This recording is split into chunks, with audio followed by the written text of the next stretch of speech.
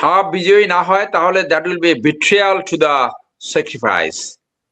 যারা এই জীবন দিয়েছে, যারা আহত হয়েছে, যারা এখনো পঙ্গুত্ব বরণ করে চলছে, যাদের চক্ষু নাই, তাদের প্রতি একটা বিশ্বাসঘাতকতা হবে। কারণ অভ্যুত্থানটা হয়েছি বৈষম্য নিরসনের জন্য, সংস্কার করার জন্য, পরিবর্তনের জন্য। তো এই যে সংস্কার কমিশন, কেউ বলে 40 লাখ টাকার খেয়েছে, কেউ বলে 80 লাখ টাকার খেয়েছে। যাই খাও, অনেকদিন বসে তারা গল্প টল্প করেছে, যে যে জায়গাগুলো একমত হয়েছে, তো সেইটা যদি বাস্তবায়ন না হয়, সেটা বাস্তবায়নের ভিত্তি কি? এই হাবট। এবং এই হাবটই কিন্তু এই অন্তর্বর্তীকালীন সরকারের এক ধরনের লেজিটিমেসি। কারণ তাদের তো আসলে সাংবিধানিক লেজিটিমেসি নাই, বৈধতা নাই। তাদের বৈধতা কি? অভ্যুত্থান। তো অভ্যুত্থানের আকাঙ্ক্ষা কি? সংস্কার। তো সেই সংস্কারের প্রশ্নে যদি না যেতে চায়, তাহলে সত্যিকারই এই দেশ একটা হতভাগ্য দেশ হবে। এই দেশ আর কোনোদিন সামনে আগাবে না। তো না ভোট মানে হলো ডাইরেক্টলি অথবা ইনডাইরেক্টলি হাসিনাকে সমর্থন করা, ফ্যাসিস্টকে সমর্থন করা। অর্থাৎ সে যে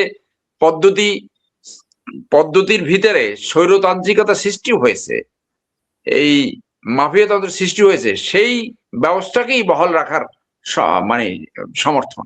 অর্থাৎ আমরা কোনো পরিবর্তন চাই না। অর্থাৎ সেই ক্ষেত্রে যে কোনো রাজনৈতিক দল যদি বা যারা না ভোট দিবে, তারা সত্যিকার এই ফ্যাসিস্টকেই ডাইরেক্টলি অথবা ইনডাইরেক্টলি সহায়তা করবে। এবং আমরা যতটুকু শুনতে পেরেছি বিভিন্ন সোর্সে, যে আওয়ামী লীগ বলে দিয়েছে তাদের লোকজনকে না ভোট দেওয়ার জন্য। এবং সেই না ভোটকে যদি অন্য কোনো দল সমর্থন করে, অন্য কোনো ব্যক্তি সমর্থন করে, সেটা সত্যিকার অর্থে এ বিট্রিয়াল টু দা রেভলিউশন। ধন্যবাদ।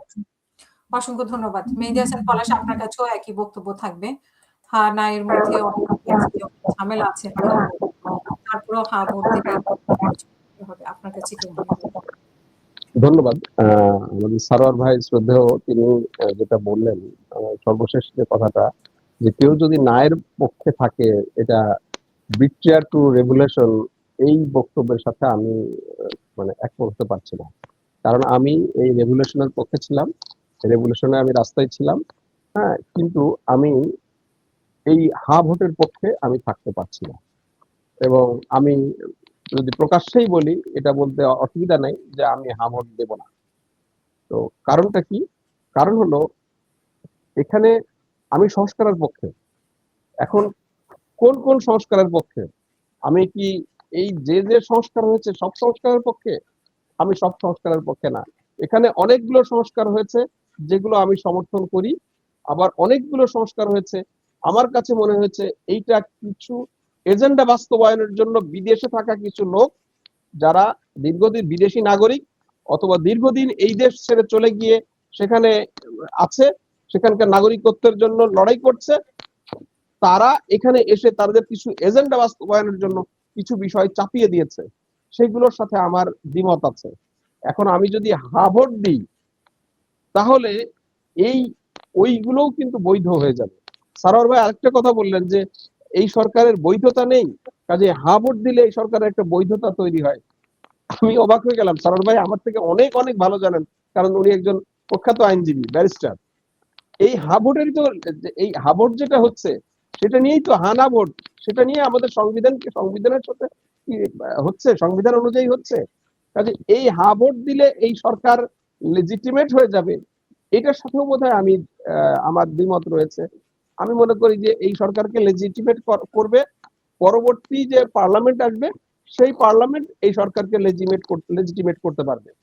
পাশাপাশি যে সংস্কারগুলো দরকার, আমাদের যখন নির্বাচিত জনপ্রতিনিধিরা আসবেন, সে যে দলই হোক, তারা রাষ্ট্র ক্ষমতায় এসে পার্লামেন্টে বসে আলাপ আলোচনার ভিত্তিতে যেগুলো প্রয়োজন সেগুলো করবেন, এবং যেগুলো প্রয়োজন না সেগুলো করবেন না। আপনি জানেন এই সরকার সর্বোচ্চ চেষ্টা করেছে এই চট্টগ্রাম বন্দর একটা বিতর্কিত কোম্পানিকে লিজ দেওয়ার জন্য, অপারেশন কার্যক্রম লিজ দেওয়ার জন্য, যেটা এই দেশের জনগণ কেউ চায়নি, কিন্তু তারা দিয়েছে। তারা চেষ্টা করেছিল, বাট জনগণের প্রতিরোধের মধ্যে পারে নাই।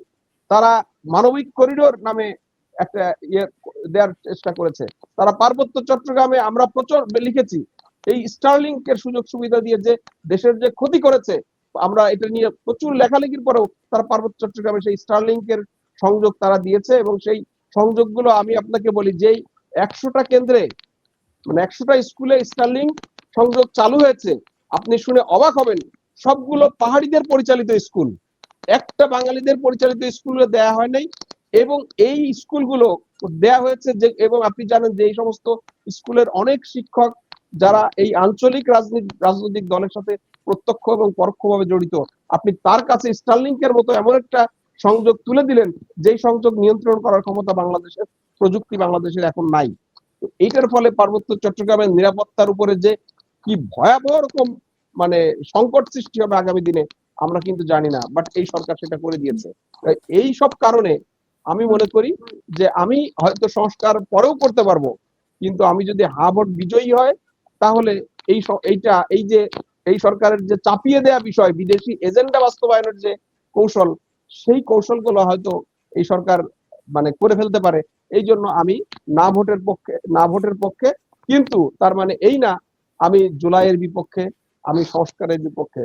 আমি জুলাইয়ের পক্ষে, আমি সংস্কারের পক্ষে, কিন্তু সব জুলাই, সব মানে সব সংস্কার, সব জুলাই না, সব সংস্কার আমি এই যেটা মানে সংস্কার প্রস্তাবে আছে।